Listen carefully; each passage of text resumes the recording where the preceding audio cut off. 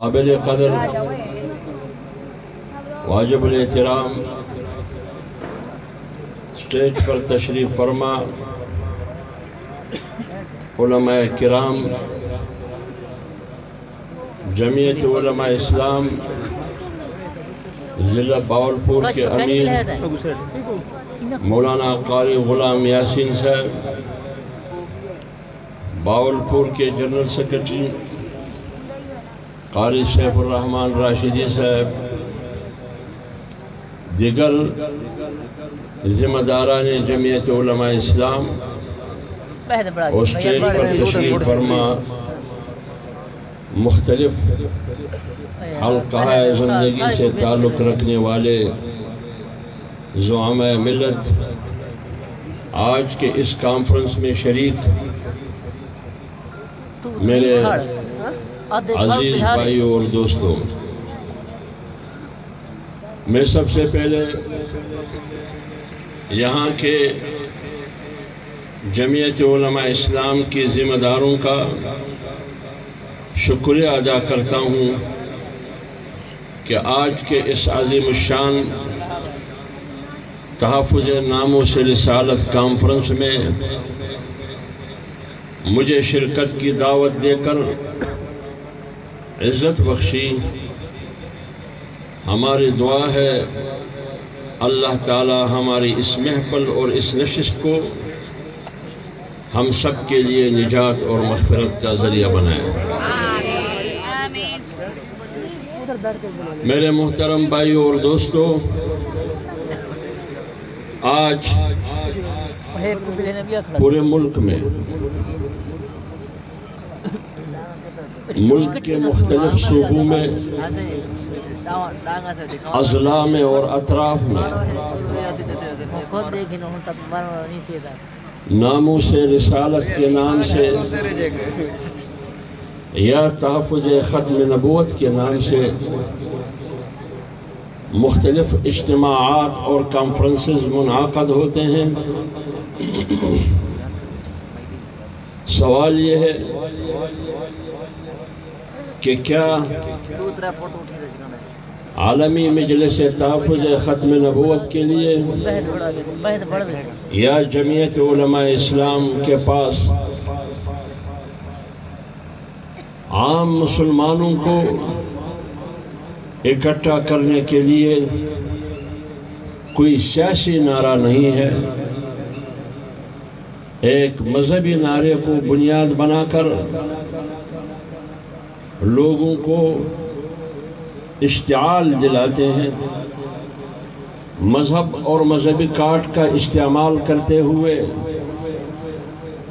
معاشرے میں نفرت اور فساد، انتشار اور نفاق پیدا کرنے کی کوشش کی جا رہی ہے۔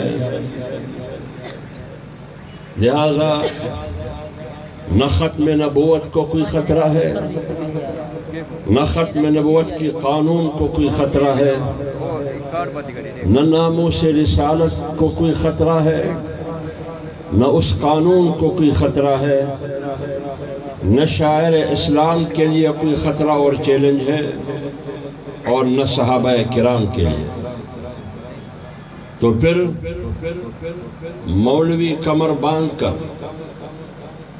بغیر سیاسی نعرے کے، مذہبی کارڈ کے اپنی سیاسی دکانداری چمکانے کے لیے لوگوں کو جمع کر کے ان کو جذبات دلا کر ان میں اشتعال پیدا کرتے ہیں۔ یہ ہے بنیادی ان کا پروپیگنڈا اور بنیادی سوال۔ ہم پوری دنیا کو، دنیا کی انسانی حقوق کے اداروں کو، بین الاقوامی انصاف کے اداروں کو دعوت دیتے ہیں کہ آئیے ہم بات کریں اس پر کہ کیا اسلام انتہا پسندی کا مذہب ہے یا اسلام ایک امن کا علم بردار ایک نظام ہے۔ لیکن یہاں پوری دنیا میں بشمول اسلامی جمہوریہ پاکستان ادھر دلیل کی طاقت نہیں چلتی، دلیل سے بات نہیں ہو رہی، نہ کوئی دلیل سے بات کرنے کے لیے تیار ہے۔ ادھر قانون اور آئین کی طاقت خاموش ہے، یہاں دولت، بندوق اور بارود کی طاقت کی گونج ہے۔ اس لیے مولوی اور مذہبی طبقے کے پاس دولت نہیں ہے، جمعیت علماء اسلام اور ان سفید ریش علماء کے پاس طاقت نہیں ہے، نہ بارود کی طاقت ہے، نہ سرمایہ اور دولت کی طاقت ہے، نہ اس کے پشت پر امریکہ، یورپ اور مغرب جیسی طاقت ہے۔ صرف اور صرف اگر ہے تو اللہ کی طاقت ہے۔ اور یہ جو ہم چٹائی پہ کھڑے ہو کے واشنگٹن کو للکارتے ہیں، ہم لندن کو للکارتے ہیں، ہم برلن کو للکارتے ہیں، یہ بارود کی طاقت اور دولت کی طاقت کے بلبوتے پہ نہیں، یہ ایمان کی دولت اور طاقت کی بلبوتے پہ۔ آپ بارود کا استعمال کریں۔ آج میں سفر میں تھا، سوشل میڈیا پر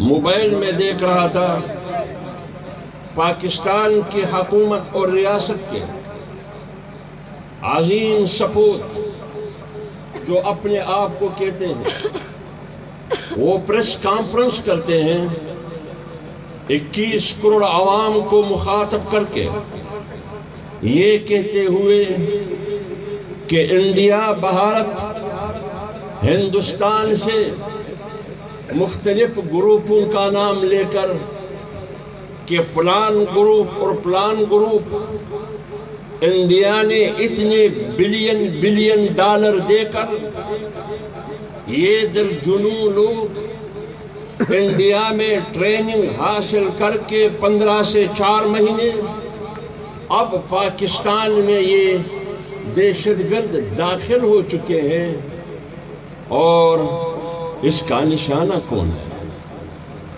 کہتے ہیں اس کا نشانہ ملک کے علماء اور دیگر شخصیات ہو سکتے ہیں۔ اب آپ بتائیے، گولی کے لیے صرف مولوی پیدا ہوا ہے؟ یعنی آپ کسی اور شخصیت کا نام نہیں لے سکتے، کسی سیاسی شخصیت کا نام نہیں لے سکتے، یہ نہیں کہتے کہ سیاسی شخصیات، یہ نہیں کہتے کہ سماجی شخصیات، یہ نہیں کہتے۔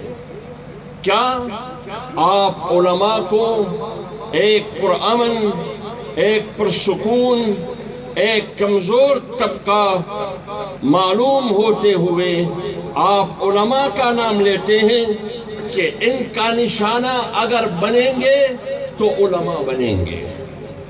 کیا بھارت کی گولی پر بھی مولوی کا نام لکھا ہے؟ امریکہ کی گولی پر تو مولوی کا نام لکھا ہے؟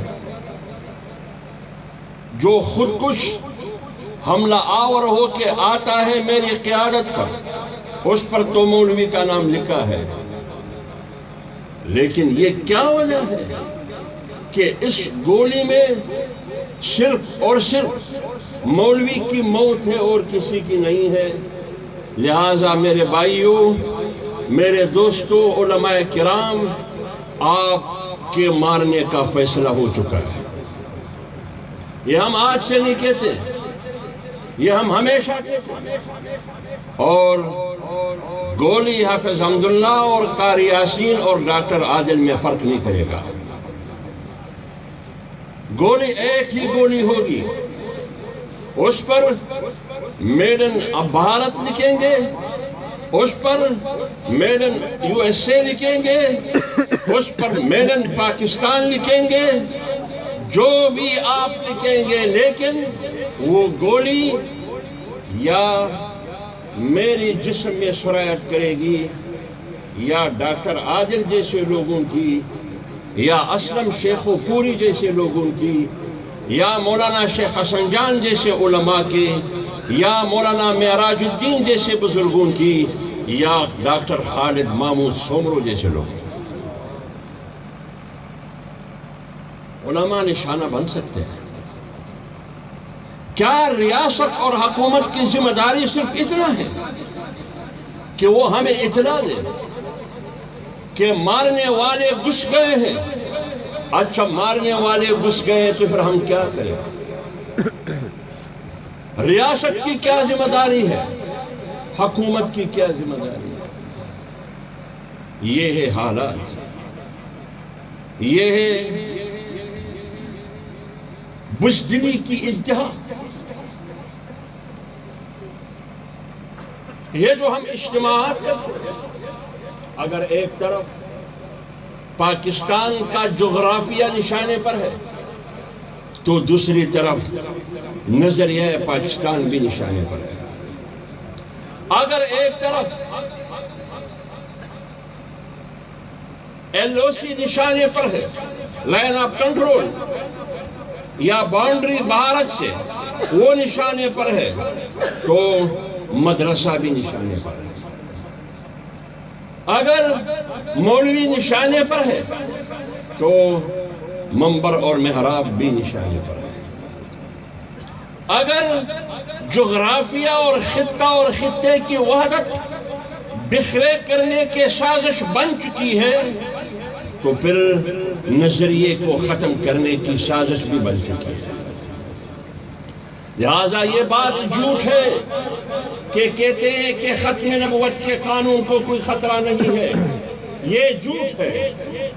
یہ بات جھوٹ ہے کہ کہتے ہیں کہ قانون ناموس رسالت کے قانون کو کوئی خطرہ نہیں ہے، یہ جھوٹ ہے۔ ہم دلیل سے ثابت کریں گے کہ منصوبہ بن چکا ہے، اور آج سے نہیں 40 سال سے بن چکا ہے۔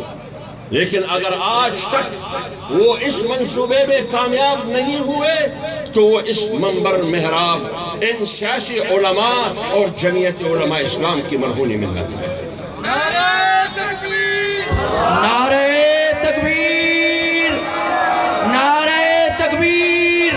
تاج و تخت ختم نبوت جمعیت علماء اسلام، قائد جمعیت مولانا فضل الرحمان حافظ حمداللہ صاحب پاکستان، نعرہ تکبیر!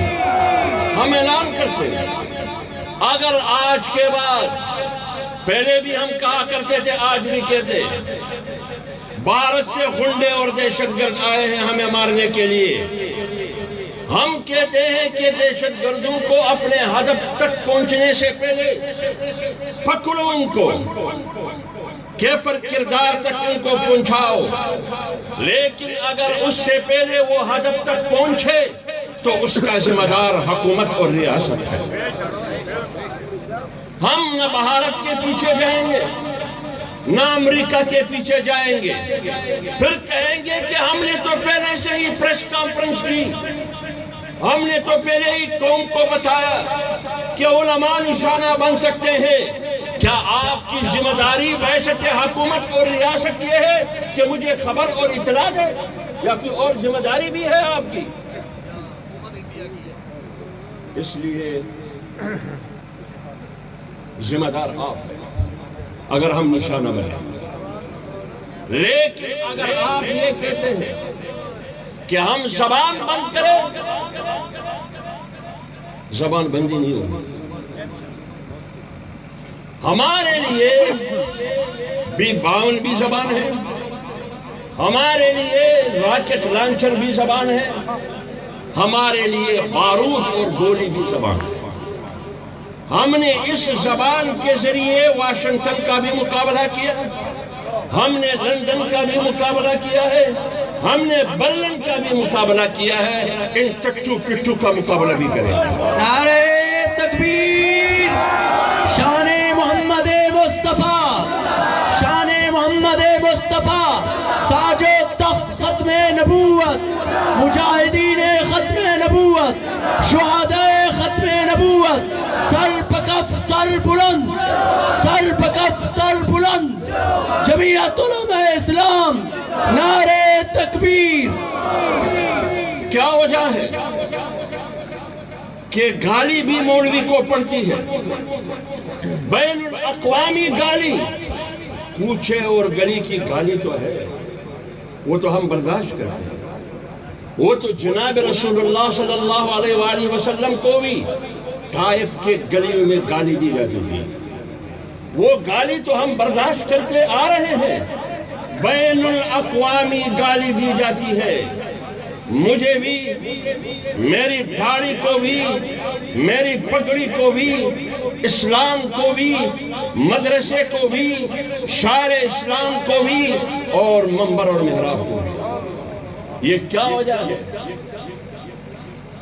کہ گالی بھی مجھے دی جاتی ہے اور گولی کا نشانہ بھی میں بن رہا ہوں، مگر آج تک میرا قاتل پکڑا نہیں گیا، میری قاتل کی گرفتاری آج تک نہیں ہوئی۔ پھر تو سوال ہوتا ہے نہیں ہوتا؟ کہتے ہیں سوال بھی مت کرو، کہتے ہیں سوال بھی مت کرو۔ یہاں گولی چلانا اتنا مشکل نہیں ہے جتنا سوال کرنا مشکل ہے۔ کہتے ہیں سچ نہیں بولنا۔ اب میں کٹ پتلی حکمران کی بات مان لوں کہ سچ نہیں بولنا، یا میں اللہ کی بات مان لوں کہ سچ بولنا؟ میں اللہ کی بات مانتا ہوں کہ سچ بولنا میرا ایمان ہے۔ اس سچ بولنے میں زندگی چلی جاتی ہے تو چلنے دے، لیکن سچ بولیں گے۔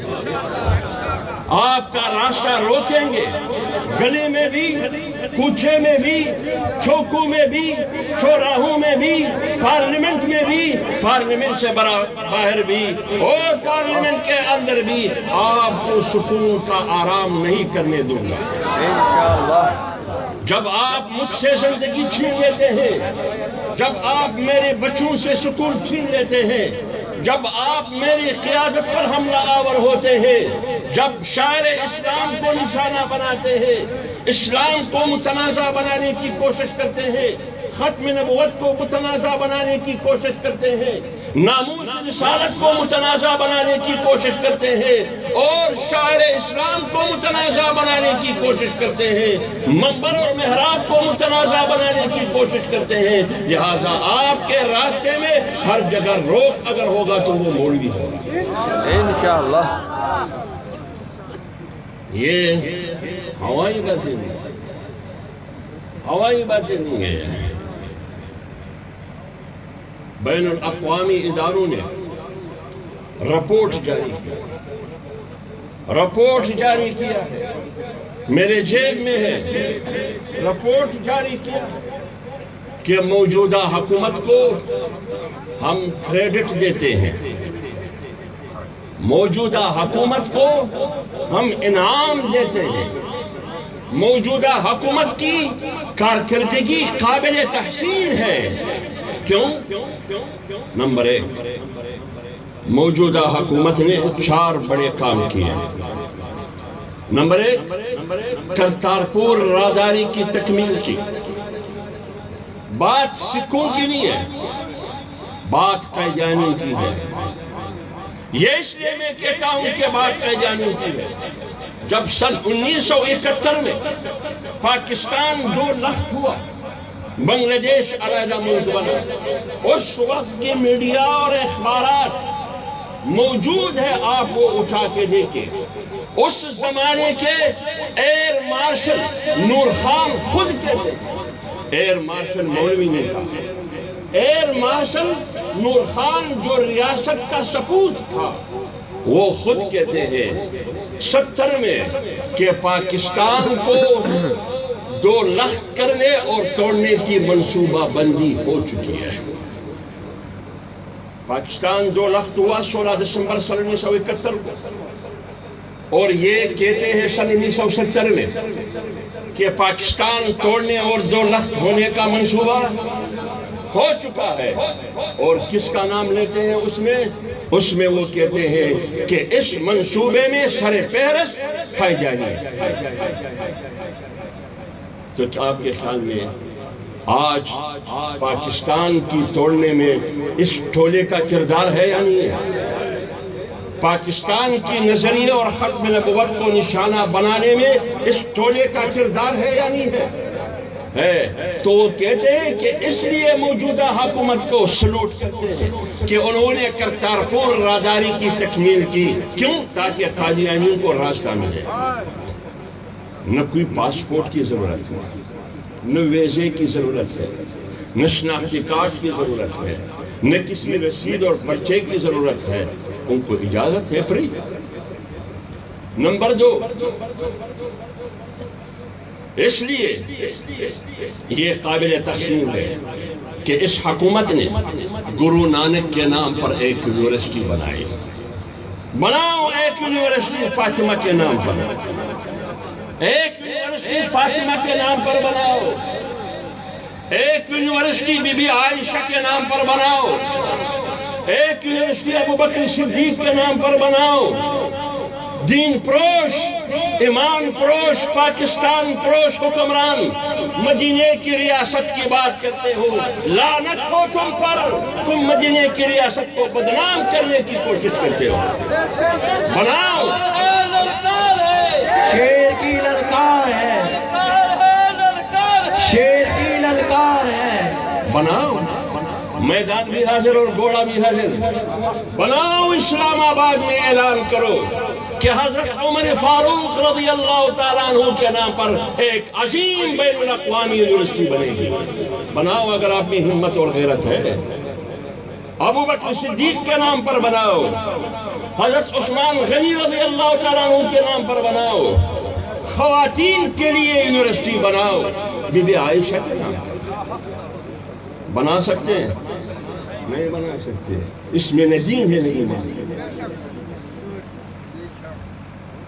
اور گرو نانک کے نام پر بناتے ہیں. بناؤ، اس پر ہمارا کوئی اعتراض نہیں ہے، لیکن کچھ ایمان اور اسلام تو بھی دکھاؤ نا.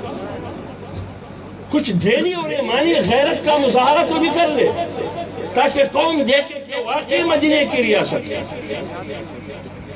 اور تیسری بات، اس لیے یہ موجودہ کٹ پتلی حکومت اس لیے قابل تحسین ہے کہ انہوں نے ہندوؤں کی عبادت خانوں اور مندروں کے لیے کروڑوں فنڈ اور رقم اس کی تزئین کے لیے، اس پر خرچ کرنے کے لیے انہوں نے تیار کر رکھے.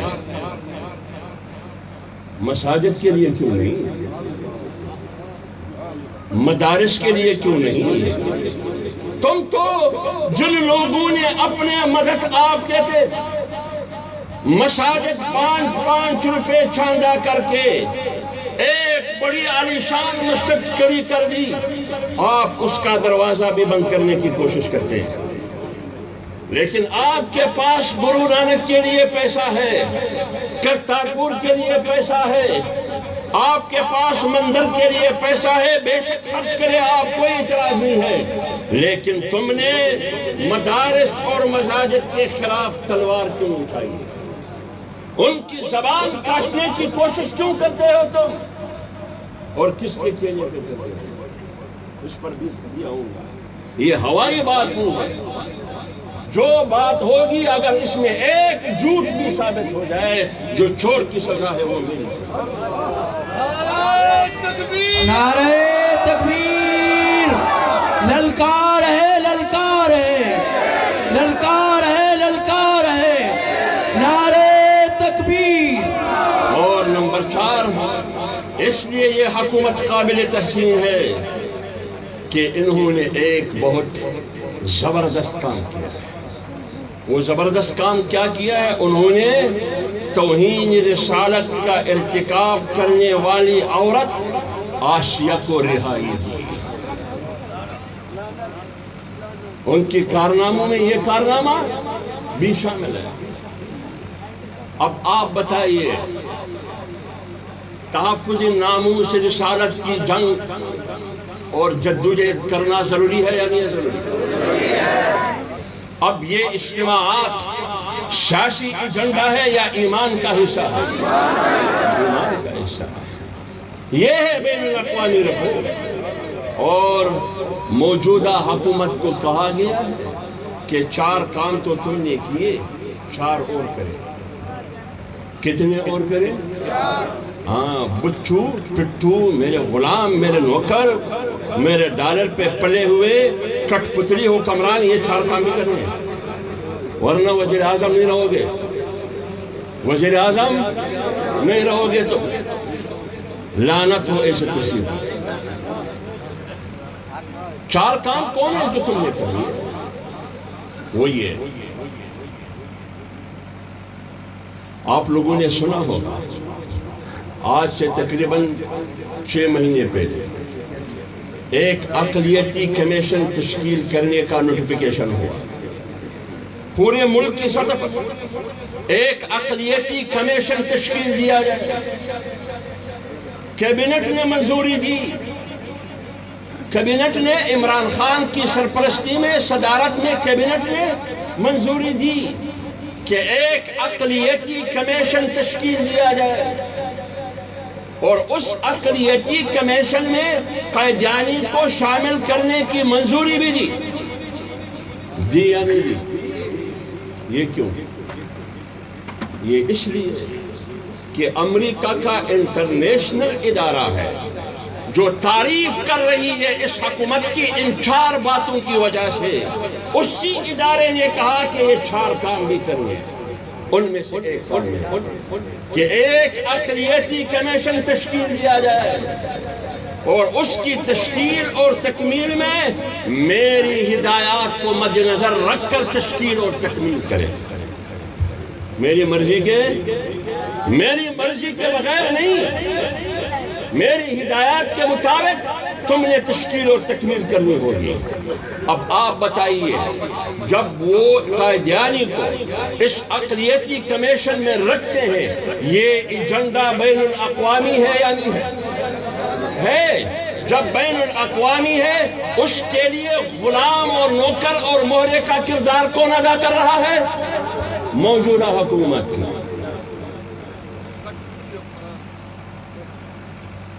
نمبر 2،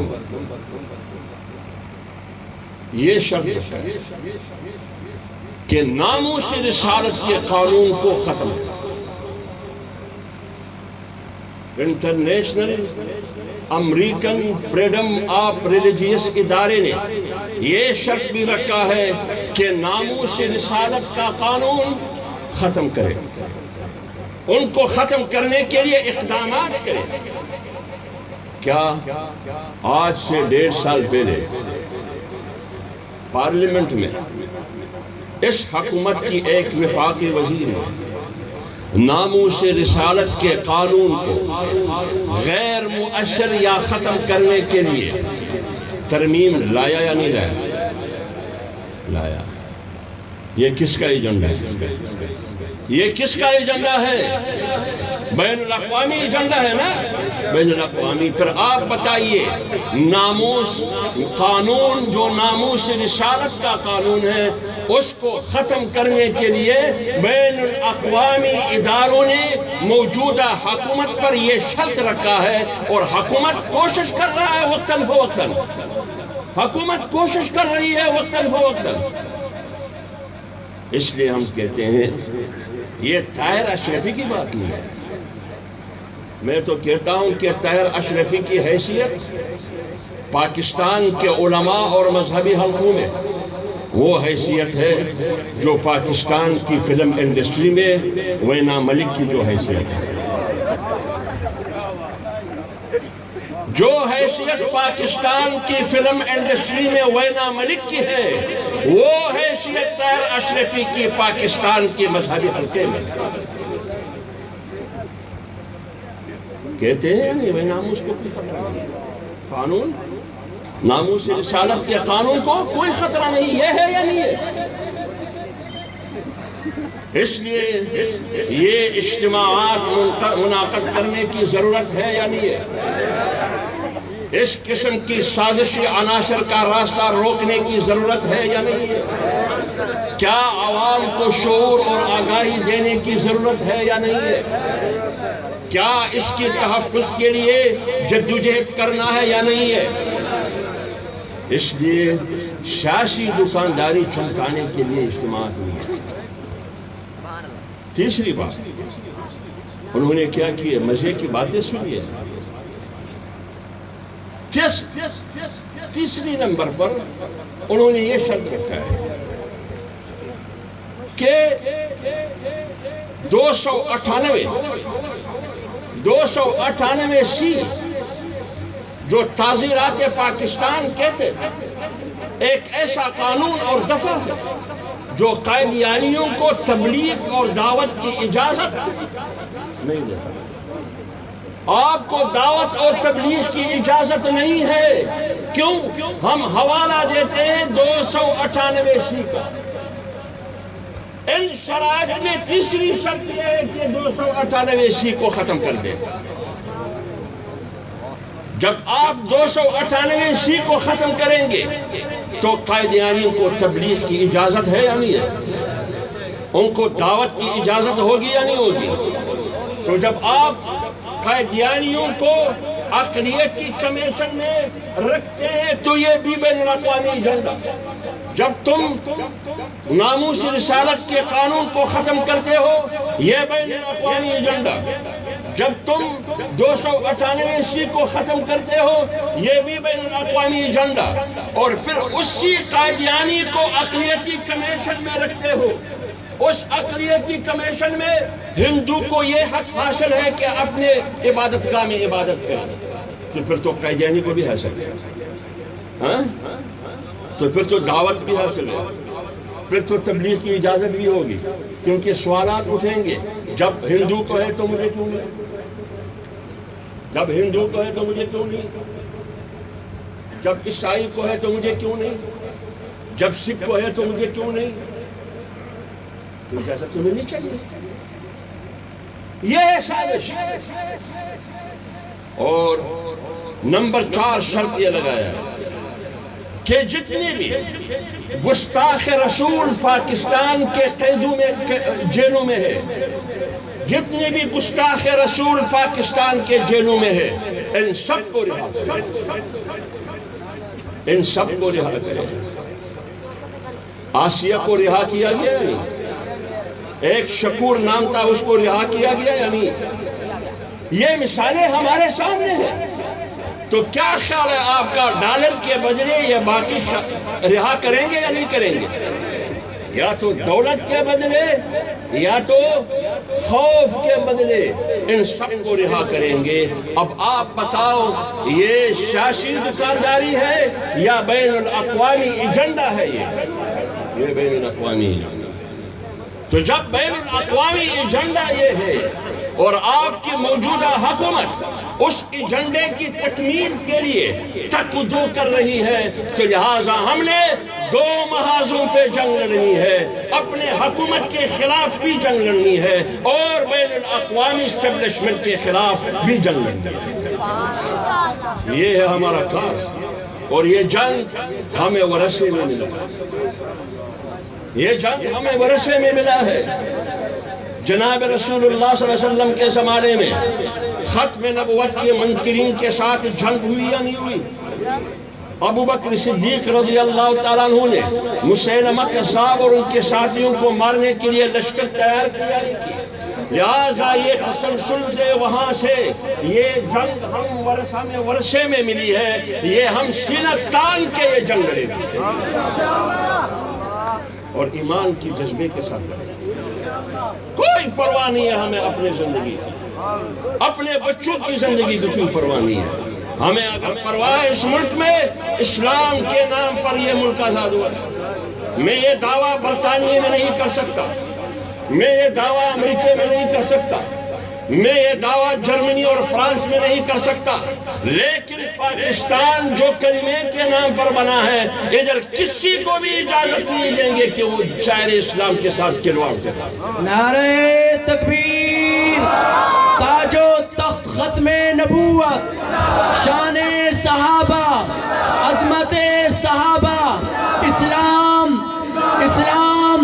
پاکستان، حافظ حمداللہ صاحب، نعرہ تکبیر۔ اس لیے انہی باتوں پر میں اپنے تقریر کو ختم کرنا چاہتا ہوں۔ اس لیے پاکستان میں 11 جماعتوں کا اتحاد بن چکا ہے۔ پاکستان ڈیموکریٹک موومنٹ، اور یہ اتحاد بن چکا ہے ایک مولوی کی سربراہی میں۔ وہ مولوی جس کے بارے میں کہا جاتا تھا کہ یہ 12واں کھلاڑی بھی نہیں ہے۔ نعرہ تکبیر، قائد جمعیت مولانا فضل الرحمان، قائد جمعیت مولانا فضل الرحمان، حافظ حمداللہ صاحب، نعرہ تکبیر۔ کہا جاتا تھا کہ یہ 12واں کھلاڑی بھی نہیں ہے، کہا جاتا تھا یا نہیں؟ لیکن آج وہ پوری ٹیم کا کپتان ہے۔ آج وہ اوپنر بیٹسمین ہے، آل راؤنڈر ہے وہ، اور بین الاقوامی قوتوں کی سازش یہ تھی اور ہماری طاقتور طبقوں کی کہ پی ڈی ایم کا سربراہ مولانا فضل الرحمان نہ بنے۔ یہ کوشش ہو رہی ہے، یہ کوشش ہو رہی تھی۔ آج ہمیں اس پر ہمیں فخر کرنا چاہیے کہ آج سیکولر طبقہ، لبرل طبقہ، نیشنلسٹ طبقہ جو قوم پرستی کی سیاست کرتے ہیں، خواہ پشتون قوم پرست ہو یا بلوچ قوم پرست ہو، سیکولر پی پی کے صورت میں یا پی ملین کی صورت میں ہو، وہ سارے ایک مولوی جو اسلامائزیشن کے قائل ہے اس کی امامت میں سیاست کر رہے ہیں۔ نعرہ تکبیر، قائد جمعیت مولانا فضل الرحمان۔ اور یہ آپ کو معلوم ہے کہ یہ دو طبقے 2 مقامات پر اکٹھے ہوتے ہیں، علماء اور قبائلی اور سیاسی زعماء، بڑے یہ 2 مقامات پر اکٹھے ہوتے ہیں، ایک جنازے پر، نمبر 2 کسی کی نکاح اور شادی پر۔ آپ کسی کی جنازے میں جاؤ، اس جنازے میں آپ کو زمیندار بھی نظر آئے گا، صنعتکار بھی نظر آئے گا، سیاسی بھی نظر آئے گا، سماجی شخصیات بھی نظر آئیں گے، علماء بھی نظر آئیں گے، علماء میں بھی ہر طبقے کے لوگ نظر آئیں گے۔ تو جنازے میں ہر طبقے کے لوگ ہوتے ہیں، اور کسی کی نکاح اور شادی کے پروگرام میں بھی ہر طبقے کے لوگ ہوتے ہیں، اور پی ڈی ایم کی پلیٹ فارم میں یہی 2 طبقے اکٹھے ہو چکے ہیں۔ لیکن یہ شادی کے لیے نہیں، یہ عمران خان کی سیاسی جنازہ پڑھانے کے لیے اکٹھے ہو گئے،